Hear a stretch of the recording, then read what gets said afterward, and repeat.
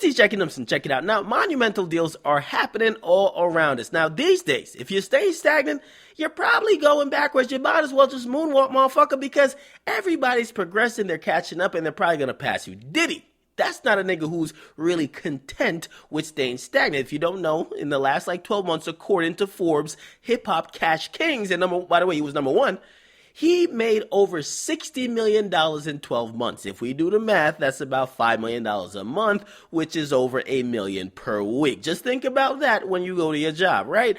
Now, why you do that? Diddy's record label, because he still runs a record label among other things, we all know that to be Bad Boys Records. Okay, now let me tell you this, right? It's been in the dumps. It's pretty much almost dead. I mean, the only artist I can still think about who's still on Bad Boys, probably Loon, and probably, of course, Machine Gun Kelly, but it's Machine Gun Kelly.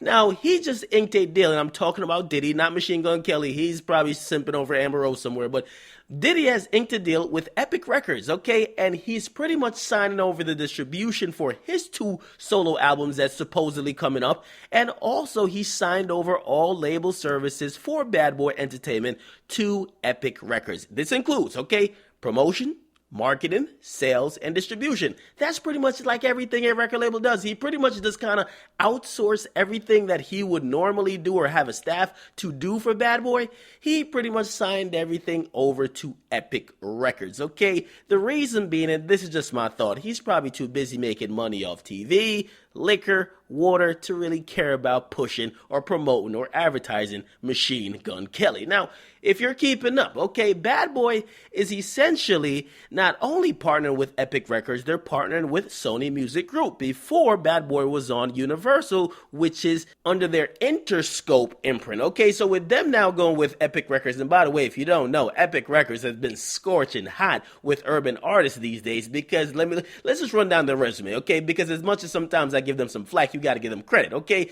They made a lot of money off Bobby Shmurda, okay? Future Vandross is doing his thing, and of course, that's one of the reasons they probably want to just partner with Epic Records. They're doing a lot of things right, okay? Maybe not the most morally sound company, but any company that's all about making money will not be, okay? Now, I think it's a good move. Diddy at this point no longer has a drive to really chase artists who these days, people are creating their own buzz. So really, you got to really court some of these artists to really lock them into record contracts nowadays, right? And pretty much, Diddy just got way more important things that he could be occupied with, okay? And given that Bad Boy Records, the history and what people think about it, other than Birdman Sandusky, Bad Boy Records kind of got a bad rep, okay? Kind of got a bad rep for artists, and people are really not running there to sign to Diddy. So getting a good rebranding via Epic Records, it should help. And listen, man, I think it's a good move for Diddy. He's a smart businessman, okay? A smart businessman. We'll see how it goes, though.